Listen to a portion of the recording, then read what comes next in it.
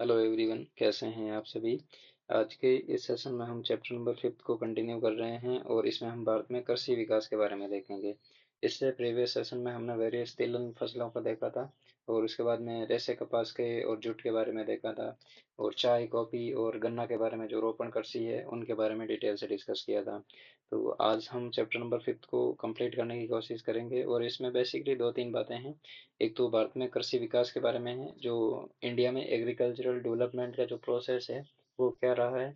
उसके बाद में हम ग्रीन रिवॉल्यूशन के बारे में देखेंगे, हरित क्रांति के बारे में, उसका नेचर क्या था और उसके इनपुट और आउटपुट क्या थे। और उसके बाद में हम भारतीय कृषि की कुछ प्रॉब्लम्स है, समस्याएं हैं, वो कौन कौन सी है वो भी आगे डिटेल से डिस्कस करेंगे।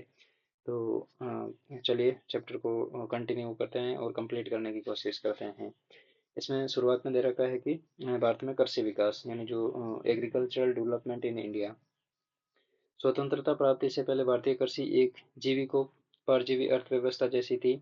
यानी लोग उतना ही प्रोडक्शन करते थे जितना उनको जरूरत होती थी। जैसे खाद्यान्न फसल बोई, उसमें गेहूं की खेती की उन्होंने और घर में 5 सदस्य थे और घर में 5 सदस्यों के लिए जितनी आवश्यकता थी उतना ही गेहूं का प्रोडक्शन किया। 20वीं शताब्दी के मध्य तक इसका प्रदर्शन एक दयनीय था। अब दयनीय क्यों था आप सभी को पता है। 20वीं शताब्दी के मध्य तक यानी लगभग 1930 40 50 के आसपास दयनीय स्थिति क्यों हो गई थी, क्योंकि वहाँ पे उसमें भूखमरी आई थी, गरीबी ज़्यादा बढ़ गई थी। उसका मेन कारण था अकाल पड़ना। तो कंटिन्यूस 1930 के दशक में यानी 1931 से 40 के बीच में 3 4 भयंकर अकाल पड़े थे। तो उस समय बारिश की कमी थी। ठीक है, इस वजह से सारी प्रॉब्लम्स क्रिएट हुई थी और ये एक दयनीय स्थिति हो गई। एग्रीकल्चर, जब बारिश नहीं होगी तो एग्रीकल्चरल प्रोडक्टिविटी नहीं होगी। और आप सभी को पता है जो इंडियन एग्रीकल्चरल सिस्टम है वो लगभग मानसून पर डिपेंड करता है। यह समय भयंकर अकाल व सूखे का साक्षी है। देश विभाजन के दौरान लगभग एक तिहाई सिंचित भूमि पाकिस्तान में चली गई। अब आप सभी को ये भी पता है बात की, एक तो एक साइड में तो अकाल और भूखा सूखे पड़ रहे थे, सॉरी, अकाल और सूखे पड़ रहे थे। और दूसरी तरफ जैसे ही विभाजन हुआ तो जो मैक्सिमम इरिगेटेड एरिया था, सिंचाई क्षेत्र था, वो पाकिस्तान में चला गया। यानी पूर्व में तो बांग्लादेश बना था और पश्चिम में जो मेन पाकिस्तान है वो बना था। तो इस वजह से जो मैक्सिमम पोर्शन है सिंचाई वाला क्षेत्र है, जहाँ पे अच्छी प्रोडक्टिविटी होती है, फसलों की उत्पादकता होती है, वो वाला रीजन इन दोनों बेल्ट में चला गया। परिणाम स्वरूप स्वतंत्र भारत में सिंचित क्षेत्र का अनुपात कम रह गया। स्वतंत्रता प्राप्ति के बाद सरकार का तात्कालिक उद्देश्य खाद्यान्नों का उत्पादन बढ़ाना था, जिसके निम्न उपाय अपनाए गए थे। अब आप सभी को पता होगा कि आज़ादी के बाद इंडिया में जो फूड खाद्यान्न की मांग को पूरा करने के लिए इंडिया और अमेरिका के बीच में एक एग्रीमेंट हुआ था, जिसको बोलते हैं PL 480। ये एक स्कीम थी। इसमें क्या करता था, इंडिया है जो USA से एक्सपोर्ट करता था, सॉरी इंपोर्ट करता था अपने खाद्यान्न, जैसे गेहूं है, चावल है। तो जो खाद्यान्न डिमांड थी उसको फुलफिल करने के लिए इंडिया पूरे रूप से अमेरिका पर निर्भर था।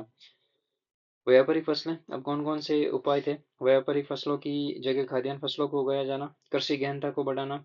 यानी जो पहले कमर्शियल क्रॉप होती थी, जैसे कपास है, इस टाइप की जो फसलें हैं, उनकी जगह खाद्यान्न फसलें उगाई थी, चावल है, गेहूं है। दूसरा है कृषि गहनता को बढ़ाना। अब कृषि गहनता हमने प्रीवियस सेशन में पढ़ा था, एग्रीकल्चरल इंटेंसिटी पढ़ा था। उस समय पढ़ा था कि जो सकल बोया गया क्षेत्र है उसको निवल बोया गया क्षेत्र से सकल बोया गया क्षेत्र के अनुपात में निवल बोया गया क्षेत्र इंटू 100। तो इसमें कृषि गहनता का मतलब है कि प्रति इकाई उत्पादन को बढ़ाना। ठीक है। तो उसके बाद में नेक्स्ट है कृषि योग्य बंजर भूमि व प्रति भूमि को कृषि भूमि में परिवर्तित करना। अब हमने प्रीवियस सेशन में ये भी एग्रीकल्चरल जो लैंड है उसका क्लासिफिकेशन पढ़ा था। तो इसमें कृषि योग्य बंजर भूमि यानी ऐसी बंजर भूमि जिसमें कृषि कर सकते हैं, लेकिन प्रति भूमि जहाँ पे भी हम कृषि कर सकते हैं तो उनको एग्रीकल्चरल लैंड में कन्वर्ट करना। प्रारंभ में इस नीति से खाद्यान्नों का उत्पादन बढ़ा, लेकिन 1950 के दशक के अंत तक कृषि उत्पादन स्थिर हो गया। इस समस्या से उबरने के लिए गहन कृषि जिला कार्यक्रम तथा गहन कृषि क्षेत्र कार्यक्रम प्रारंभ किए गए, परंतु 1960 के दशक के मध्य में लगातार दो अकालों ने देश के अन्न संकट उत्पन्न हो गए। परिणाम स्वरूप दूसरे देशों से खाद्यान्नों का आयात करना पड़ा। यानी ये स्कीम थी PL 480। तो इस वजह से बाद में ये भी जो प्रोग्राम स्टार्ट किए गए थे ये भी लगभग फेल हो गए, ज़्यादातर मतलब सक्सेस नहीं हुए। उसके बाद में नेक्स्ट है 1960 के दशक के मध्य में गेहूं, मैक्सिको तथा चावल फिलीपींस की किस्में जो अधिक उत्पादन देने वाली नई किस्में थी कृषि के लिए उपलब्ध हुई। अब हम ग्रीन रिवॉल्यूशन पढ़ेंगे आगे कभी डिटेल में, एक अलग सेपरेट वीडियो लेक्चर बनता है, सेशन बनता है। तो ग्रीन रिवॉल्यूशन के लिए जो हाई यील्डिंग वेराइटी थी, हाई यील्डिंग वेराइटीज थी, जिसमें गेहूं की तो मैक्सिको से लेके आए थे, और जो चावल की किस्में हैं वो फिलीपींस से लेके आए थे। जो इंटरनेशनल राइस रिसर्च सेंटर है, अंतर्राष्ट्रीय चावल अनुसंधान केंद्र है, वो मनीला में स्थित है, मनीला में। और मनीला फिलीपींस की राजधानी है। तो ये बात इंपॉर्टेंट है, एग्जाम में क्वेश्चन ये भी पूछ सकते हैं, जो इंटरनेशनल राइस रिसर्च इंस्टीट्यूट कहाँ पे है, तो ये आपका मनीला में है, मनीला फिलीपींस की राजधानी है। तो चावल की किस्में हम वहां से लेके आए जो अधिक उत्पादन दे। भारत ने इसका लाभ उठाया और पैकेज प्रौद्योगिकी के रूप में पंजाब, हरियाणा, पश्चिमी उत्तर प्रदेश, आंध्र प्रदेश, गुजरात के सिंचित सुविधा वाले क्षेत्रों में रसायन खाद के साथ इन उच्च उत्पादकता किस्मों को अपनाया गया। अब ये हम हरित क्रांति की विशेषताएं पढ़ रहे हैं बेसिकली। तो हरित क्रांति में एक तो हमने हाई यील्डिंग वैरायटी लेके आए थे, और फिर हमने सिंचित क्षेत्र को चिन्हित किया और वहां पे हाई यील्डिंग वैरायटी को इनपुट किया। उसके बाद में हम कीटनाशक और जो रसायन थे उनका उपयोग किया, उर्वरक का उपयोग किया। और उसके बाद में जो नई कृषि प्रौद्योगिकी की सफलताएं, तो सिंचाई की निश्चित जलापूर्ति पूर्व अपेक्षित थी। यानी पहले हम क्या करते थे, सिंचाई को अनियंत्रित ढंग से करते थे, जिसमें यदि किसी फसल को जल की आवश्यकता कम होती थी तो हम अधिक जल देते थे, और अधिक जल की आवश्यकता होती तो कम दे देते थे। लेकिन हरित क्रांति के बाद में एक टेक्नोलॉजिकल बेस पर हमने सिंचाई प्रणाली अपनाई कि जिस फसल को जिस टाइम में जितनी जरूरत होगी, फॉर एग्जाम्पल हमने कोई फसल बोई है, फॉर एग्जाम्पल गन्ना, गन्ना तो सतत चाहिए, लेकिन हमने चावल या कोई एक्स वाई जेड कोई भी फसल मान लेते हैं, उसका एक तो बुआई का टाइम होता है जिस समय हम बीज डालते हैं, उसके बाद में जो ग्रोथिंग फेज होता है, और उसके बाद में जो प्रोडक्शन फेज होता है, जो आउटपुट निकलता है। तो ये तीन फेज होते हैं किसी भी फसल के। तो हम शुरुआत में क्या करते थे कि जहाँ पे कम जरूरत होती थी जल की वहाँ पे ज़्यादा दे देते थे, और जहाँ पे ज़्यादा होती थी वहाँ पे कम दे देते थे। तो बाद में हमने ये डिसाइड किया कि ग्रोइंग फेज में कितना जल चाहिए, और ग्रोथ फेज में कितना चाहिए, और प्रोडक्शन फेज में कितना जल चाहिए। तो ये सारी चीज़ें हमने मेजरमेंट करके फिर जल की जो सिंचाई की व्यवस्था है उसको डेवलप किया।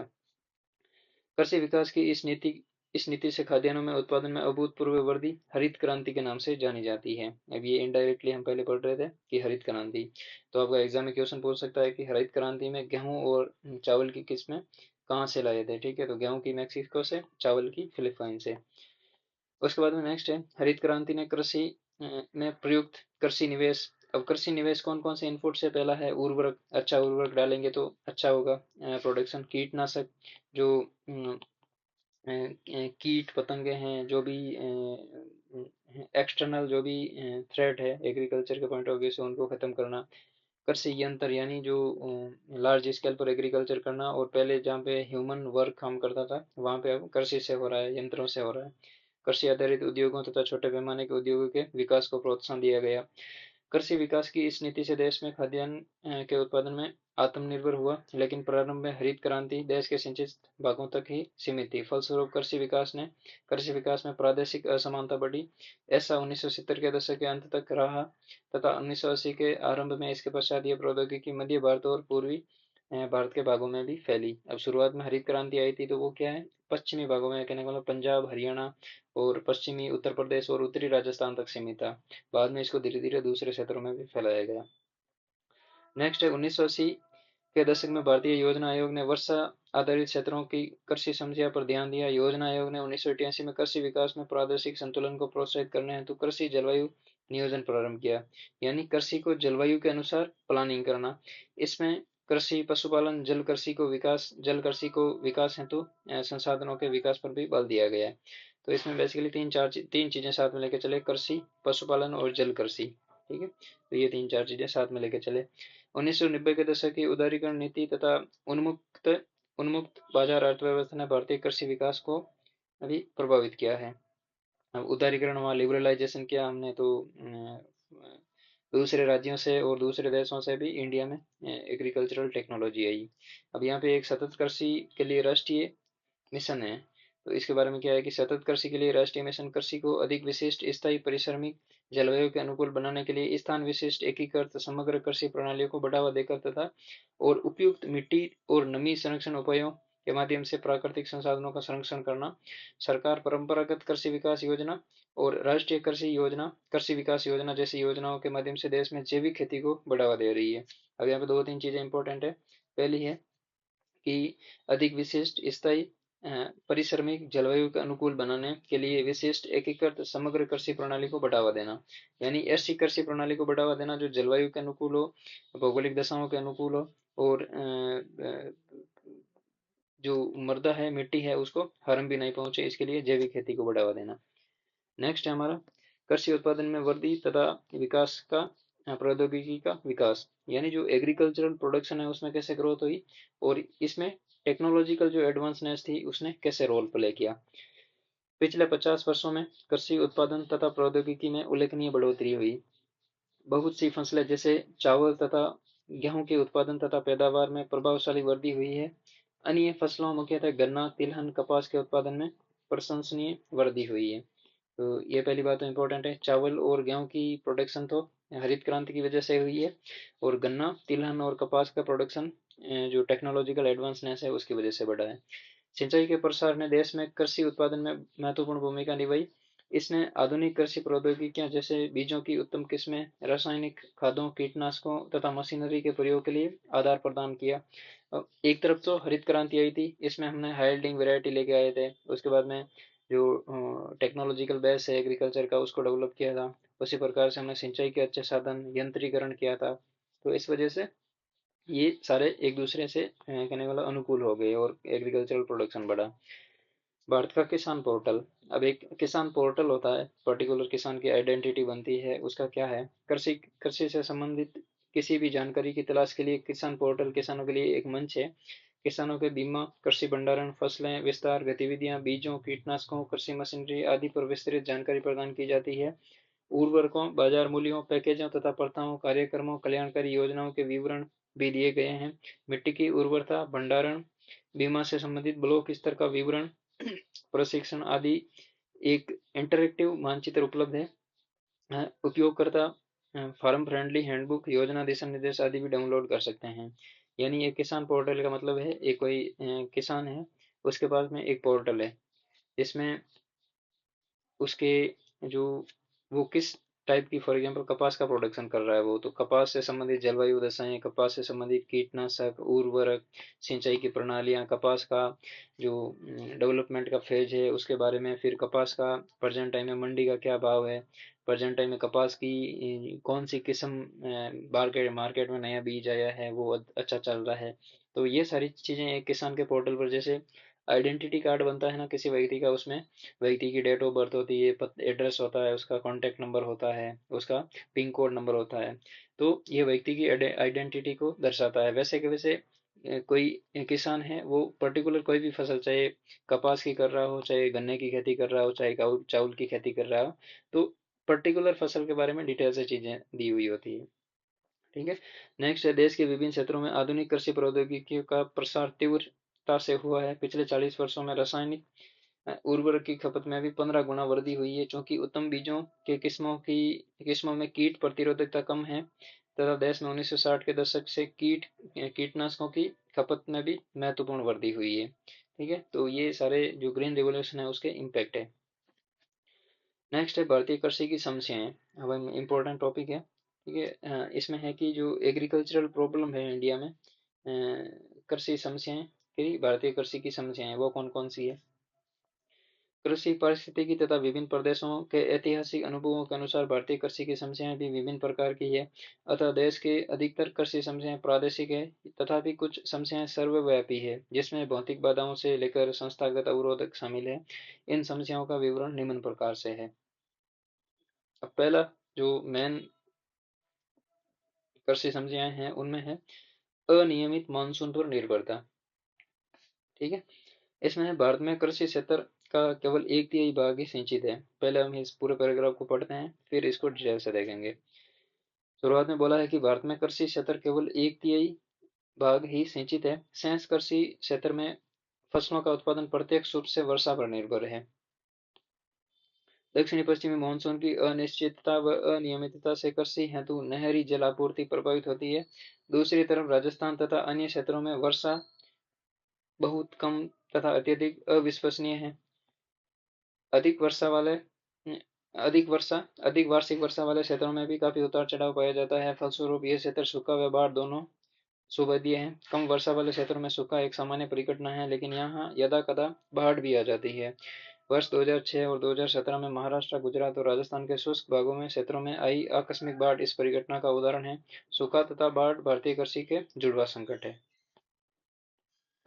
ठीक है।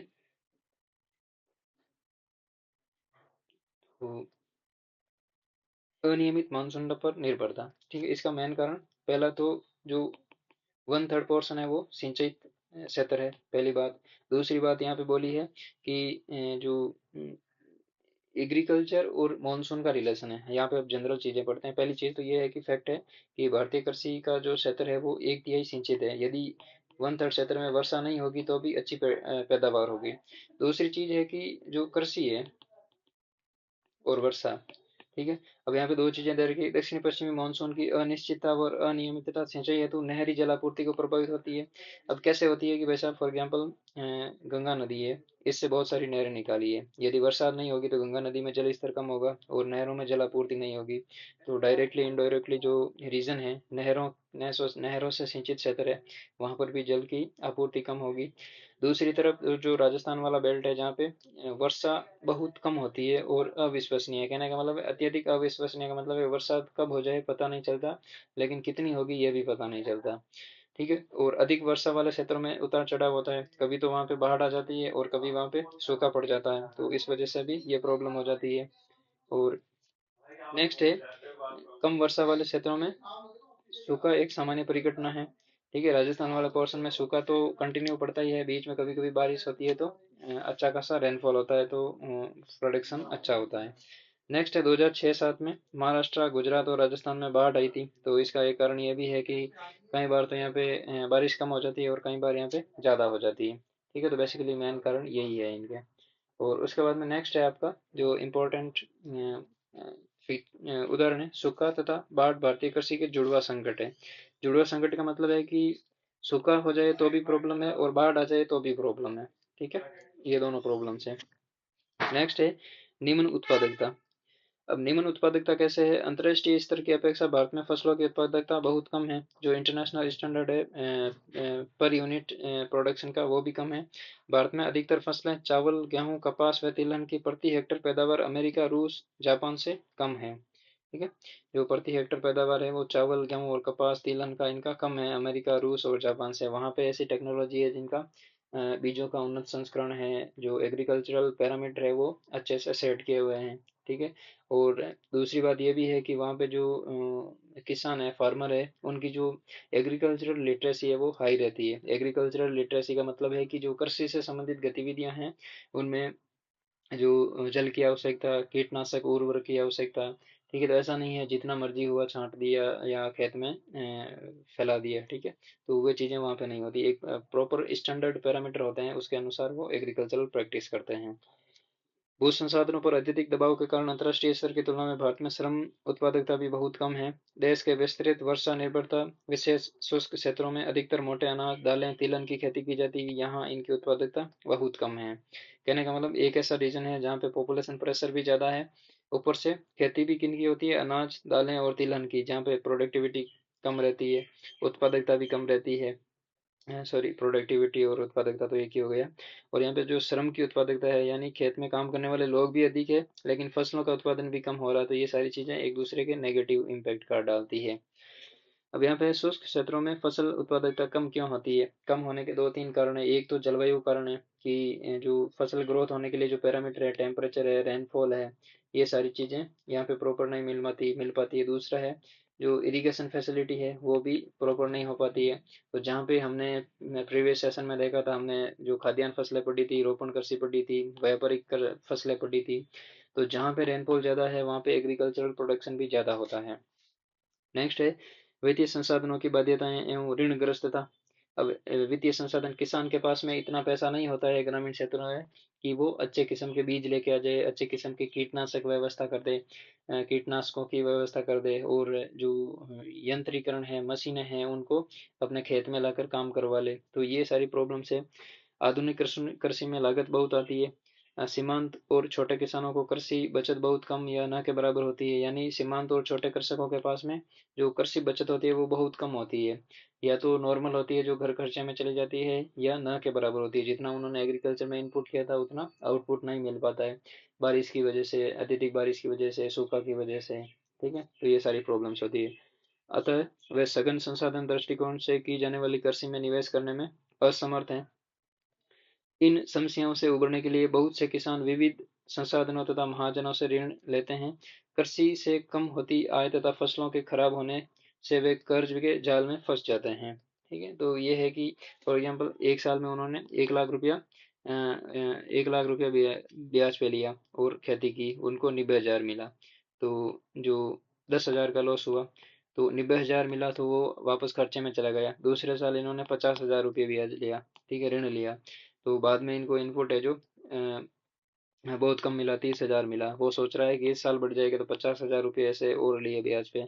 और ऐसे करके ये क्या है कि एग्रीकल्चरल आउटपुट नहीं आ पाता, लेकिन इनपुट वो कंटिन्यूसली डालता जाता है, जैसे 1,50,000 50,000 ऐसे करके उससे वो ऋण जाल में फंसता जाता है। तो ये प्रॉब्लम है। नेक्स्ट है भूमि सुधारों की कमी। अब भूमि सुधारों की कमी का क्या मतलब है कि भूमि के असमान वितरण के कारण भारतीय किसान लंबे समय से शोषित है। असमान वितरण का मतलब है कि एक जो लैंडलॉर्ड है उसके पास में 200 बीघा जमीन है, और दूसरे ग्रामीण क्षेत्रों में ऐसे 50 व्यक्ति है जिनके पास में 2-2 हेक्टेयर या 3-3 बीघा जमीन है। तो एक बंदा है जिसके पास में 200 हेक्टेयर जमीन है, और 50 ऐसे बंदे हैं जिनके पास में एक एक या 2-2 हेक्टेयर जमीन है। तो कहने का मतलब एक आदमी के बराबर जो लैंड है वो बाकी 50 के पास भी इतनी नहीं है जितनी इस एक आदमी के पास है। अंग्रेजी शासन के दौरान 3 भू राजस्व प्रणालियां, महलवाड़ी, रैयतवाड़ी और जमींदारी, ये आप हिस्ट्री में पढ़ते हैं। ठीक है, महलवाड़ी, रैयतवाड़ी और जमींदारी में से जमींदारी प्रथा किसानों के लिए सबसे अधिक शोषणकारी थी। जमींदारी में क्या होता था, एक जमींदार होता था, उसके अंडर में बहुत सारे किसान काम करते थे। तो यदि कोई पर्टिकुलर किसान है जो अच्छा प्रोडक्शन नहीं कर पाया, तो जमींदार क्या करेगा, अपना जो डिसाइड किया था, हिस्सा किया था आउटपुट का, जैसे फॉर एग्जांपल इस जमींदार ने एक किसान को बोला कि तू मुझे 50 किलो अनाज देगा, इसको बोला तू मुझे 30 किलो देगा, और इसको बोला तू मुझे 100 किलो देगा। अब जमीन तीनों के पास में जमींदार की जमीन तो एक है, लेकिन इन तीनों किसानों के पास में अलग अलग फर्टिलिटी वाली जमीन है। तो हो सकता है कि इस पर्टिकुलर किसान के से 50 किलो अनाज मांगा था, लेकिन इसके 10 किलो अनाज का पैदावार हुआ, तो ये 40 किलो अनाज इससे लेगा, चाहे नहीं प्रोडक्शन हुआ तो भी। ठीक है, तो इस वजह से ये शोषणकारी हो गई थी। और इस वजह से ये इसको खदेड़ देता था। यदि ये 10 किलो प्रोडक्शन करता और 40 किलो इसमें उधार रहता था, ये कहीं दूसरी जगह जाके दूसरे लैंडलॉर्ड के अंडर में काम करता, तो बाद में यहाँ पर आकर भी ये 40 किलो अनाज मांगने की कोशिश करता। तो इस टाइप से ये प्रोसेस चलती रहती थी।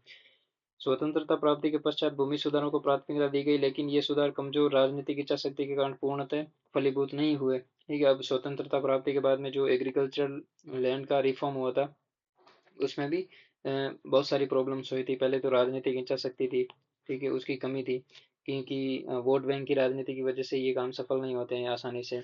और दूसरा, यदि कहीं पे थोड़ा बहुत हुआ था भी, तो भी जो जमीन, कहने का मतलब जमीन का नामकरण है वो जो व्यक्ति इस धरती पर है ही नहीं उसके नामकरण में भी कर देते। जो जो अपने पालतू जंतु होते थे, फॉर एग्जाम्पल कुत्ता है, बैल है, उसके नाम पे भी जमीन, उनका नाम निकाल के उनके नाम पे भी जमीन रजिस्ट्री करवा लेते थे। तो ऐसे करके ये लोग, इन लोगों ने जमीन को अपने पास ही रखा था। ठीक है, बाद में जैसे जैसे इनकी जो पॉपुलेशन ग्रोथ हुई, फैमिली ग्रोथ होती गई, वापस जो कुत्ते और बैल के नाम पे जमीन थी वो वापस इंसान के नाम पे कर दी थी। ये रियल बात है। ठीक है, आज़ादी के बाद में जो एग्रीकल्चर रिफॉर्म हुआ था उसका ये एक नेगेटिव आउटकम था कि राजनीतिक हिंसाशक्ति थी। कोई व्यक्ति था जिसके पास में 500 बीघा जमीन होती थी, तो वो डायरेक्ट किसी राजनेता के कॉन्टेक्ट में जाता कि बोलता भाई मैं आपको, मेरी ये 500 बीघा जमीन है, मेरे नाम रहने दो, मैं अलग अलग किसी व्यक्ति के या जानवरों के नाम कर दूंगा, और आपको ये डॉक्यूमेंट में इस टाइप से दिखानी है, और मैं आपको एक निश्चित प्रतिफल देता रहूंगा। तो वो राजनेता अपने वोट बैंक के पॉलिटिकल कहने का मतलब हित के कारण ये काम सफल नहीं करता था। कहने का मतलब जमीन को दूसरों में, लोगों में बांटने नहीं देता था। अधिकतर राज्य सरकारों ने राजनीतिक रूप से शक्तिशाली जमींदारों के खिलाफ कठोर राजनीतिक निर्णय लेने से टालमटोल किया। भूमि सुधारों के लागू न होने के परिणाम स्वरूप कृषि योग्य भूमि का असमान वितरण जारी रहा, जिससे कृषि विकास में बाधा रही। नेक्स्ट है, भारत में सीमांत और छोटे किसानों की संख्या अधिक है। 60% से अधिक किसानों के पास 1 हेक्टेयर से छोटे भू जोत हैं। सॉरी 60% 1 हेक्टर से कम। 40% किसानों की भूजोत का आकार 0.4 है, ये देख सकते हैं आप, 0.5 हेक्टर है, से कम है। बढ़ती जनसंख्या के कारण इन जोतों का आकार औसतन आकार सिकुड़ रहा है। अब एक व्यक्ति है जिसके पास में 1 हेक्टर जमीन है, ठीक है, 1970 की बात करें, 2010 में इस व्यक्ति के 2 बेटे हुए, तो आधे आधा हेक्टर चली गई, आधा हेक्टर इधर चली गई, आधा हेक्टर इधर चली गई। 2025 के आसपास इस व्यक्ति के 2 और बेटे हुए, तो आधे का भी आधा हो गया, वो 2 पार्ट हो गए, इधर के 2 पार्ट हो गए। तो ये ऐसे करके धीरे धीरे जो औसत जमीन का आकार था, लैंड का आकार था, वो कम होता गया। नेक्स्ट है, भारत में अधिकतर भूजोत बिखरे हुए हैं। कुछ राज्यों में तो एक बार भी चकबंदी नहीं हुई है। वे राज्य जहां एक बार चकबंदी हो चुकी है वह पुनः चकबंदी की आवश्यकता है, क्योंकि अगली पीढ़ी में भूमि बंटवारे की प्रक्रिया में से भूजोत का दोबारा विखंडन हो गया। विखंडित व छोटे भूजोत आर्थिक दृष्टि से अलाभकारी है। कहने का मतलब एक तो आकार कम है, दूसरा ये सिस्टम है इंडिया में कि फॉर एग्जाम्पल ये कोई लैंड एरिया है और यहाँ पे किसी व्यक्ति के 3 बेटे हैं और उनमें जो बेटे बेटियां हैं और उसमें लैंड का डिस्ट्रीब्यूशन करना है, तो इसको क्या करेगा, 6 पार्ट में डिवाइड करेगा सबसे पहले तो, ठीक है, 1 2 3 4 5 6। तो ये क्या करेगा, पहले बेटे को ये टुकड़ा देगा, उसके बाद में ये देगा और उसके बाद में ये देगा, उसके बाद में दूसरे बेटे को ये देगा टुकड़ा, उसके बाद में ये टुकड़ा देगा। तो ऐसे करके कहने का मतलब जरूरी ऐसा ऐसा होना चाहिए कि ये एक बेटे को ये दे दिया, दूसरे बेटे को ये दे दिया, तीसरे बेटे को ये दे दिया। अब एटा ऐसा विभाजन नहीं करने का क्या कारण है, ये हो सकता है यहाँ से बीच में से कहीं रास्ता जा रहा हो या इधर से रास्ता जा रहा हो, ठीक है, इधर से रास्ता जाता तो कोई दिक्कत नहीं है, बीच में से कहीं से 2 जगह रास्ता जा रहा है, तो तीनों बेटे बोलेंगे कि मुझे रास्ते के पास में जमीन चाहिए। तो इस प्रकार से ये क्या है कि ऐसे ऐसे टुकड़ों में बंट गई है जमीन, ठीक है। यदि ये चारों पोर्शन एक पास में होते, ठीक है, तो ये क्या करता है कि एक जगह खेती करना इसके लिए आसान होता, तो ये प्रॉब्लम भी इंडिया में प्रेजेंट टाइम में है, ठीक है। नेक्स्ट है वाणिज्यीकरण का अभाव, यानी वाणिज्यीकरण का मतलब है कमर्शियलाइजेशन का। अधिकतर किसान अपनी जरूरतों या समय उपयोग हेतु फसलें उगाते हैं, मतलब जितनी उनको परिवार में जरूरत होती है उतना ही प्रोडक्शन करते हैं। इन किसानों के पास अपनी जरूरत से अधिक उत्पादन के लिए पर्याप्त भू संसाधन नहीं है। अब हो सकता है कि किसी व्यक्ति के पास में लेबर रिसोर्स है, जो इनपुट के लिए पैसे हो, लेकिन उसके पास में जमीन नहीं है। अधिकतर उपांत तथा छोटे किसान खाद्यान्नों की कृषि करते हैं जो इनकी पारिवारिक जरूरतों को पूरा करती है। यद्यपि सिंचित क्षेत्रों में कृषि की आधुनिकीकरण और वाणिज्यीकरण हो रहा है, ठीक है, सिंचित क्षेत्रों में ये प्रोसेस कंटिन्यू है। नेक्स्ट है अल्प बेरोजगारी या रोजगारी। भारतीय कृषि में विशेषकर असिंचित क्षेत्रों में बड़े पैमाने पर अल्प रोजगार पाए जाते हैं। इन क्षेत्रों में ऋणत्विक बेरोजगारी होती है। ऋत्विक यानी ऋत्विक का मतलब है कि एक सीजन में खेती हुई तो अच्छा रोजगार मिला, दूसरे सीजन में खाली पड़ा, ठीक है, अकाल पड़ गया, सूखा पड़ गया, तो रोजगार नहीं मिला। जो 4 से 8 महीने तक रहती है। फसल ऋतु में भी वर्ष भर रोजगार उपलब्ध नहीं होते हैं, क्योंकि कृषि कार्य लगातार गहन श्रम वाले नहीं होते हैं। कृषि में कार्यरत लोगों को वर्ष भर कार्य करने के अवसर प्राप्त नहीं होते हैं, ठीक है, ये सीजन वाला सिस्टम है, चलता रहता है। कृषि योग्य भूमि का न्यूनीकरण, ठीक है, अब जो एग्रीकल्चरल लैंड था उसमें इतनी अधिक सिंचाई कर दी, इतने अधिक उर्वरक डाल दिए कि वो कहने को एग्रीकल्चर के लिए उपयुक्त ही नहीं बची है अब, ठीक है। भूमि संसाधनों का न्यूनीकरण सिंचाई और कृषि विकास की दोषपूर्ण नीतियों से उत्पन्न हुई समस्याओं में से एक गंभीर समस्या है। यह गंभीर समस्या इसलिए है क्योंकि इसमें मृदा उर्वरकता क्षीण हो सकती है। यह समस्या विशेषकर सिंचाई क्षेत्रों में भी भयावह है। कृषि भूमि का एक बड़ा भाग जलक्रांता यानी जो कैपिलरी एक्शन की वजह से जो साल्ट की जो एक परत बन जाती है जमीन के ऊपर, ठीक है, उसके बाद में लवणता और मृदा क्षारता के कारण बंजर हो चुका है। कीटनाशक रसायनों के अत्यधिक उपयोग से मृदा परिक्षेदिका में जहरीले तत्वों का सांद्रण हो गया है। सिंचित क्षेत्रों में फसल प्रतिरूप के दलहन लेग्यूम विस्थापित हो गई तथा बहुफसलीकरण में बढ़ोतरी से प्रति भूमि में काफी मात्रा में कमी आई है, ठीक है। तो इस वजह से ये लेग्यूम्स जो दलहन फसलें होती है वो क्या करती है, जो सॉइल की फर्टिलिटी है उसको इंक्रीज कर देती है। इससे भूमि में पुनः उर्वरकता पाने की प्राकृतिक प्रक्रिया अवरुद्ध हुई है। जो नाइट्रोजन यौगीकरण का प्रोसेस है, यानी नाइट्रोजन यौगीकरण का प्रोसेस है, उसकी वजह से लेग्यूमस क्रॉपें होती है, जैसे दलहन फसलें होती है, तो इनकी वजह से सॉइल की फर्टिलिटी ऑटोमेटिक इंक्रीज हो जाती है। उष्ण कटिबंधीय आर्द्र व अर्ध शुष्क क्षेत्रों में क्षेत्र भी कई प्रकार के भूमि निम्नीकरण को से प्रभावित हैं। यानी उष्णकटिबंधीय आर्द्र और अर्ध शुष्क क्षेत्र भी कई प्रकार के भूमि निम्न के जैसे जल द्वारा मृदा अपरदन, वायु अपरदन जो प्राय मानव कृत है। यानी एक तो मृदा अपरदन हो गया जल द्वारा, जैसे बेडलैंड टोपोग्राफी है चंबल रिवर की, तो यहाँ पे उत्खात भूमि विकसित हो गई। और दूसरा वायु अपरदन है जो पश्चिमी राजस्थान का बेल्ट है, यहाँ पे क्या है कि पवन द्वारा एक दूसरे स्थान पर जो रेतीले टीले हैं दोरे हैं वो एक दूसरे स्थान पर चले जाते हैं रेत के साथ में कंटिन्यूअस, ठीक है। तो इस वजह से ये कुछ प्रॉब्लम्स है इंडियन एग्रीकल्चर की। पहली हमने पढ़ी, लास्ट में पढ़ी हमने कृषि योग्य भूमि का निम्नीकरण, दूसरी पढ़ी व्यापक अल्प रोजगारी, और तीसरा पढ़ा वाणिज्यकरण का अभाव, चौथी पढ़ी छोटे खेत और खंडित जोतें, और वित्तीय संसाधनों की बाध्यता एवं ऋणग्रस्तता, और निम्न उत्पादकता और अनियमित मानसून पर निर्भरता। तो ये आपकी भारतीय कृषि की समस्याएं हैं, और इसी के साथ में इस चैप्टर को यहीं पे कंटिन्यू करते हैं। Thank you.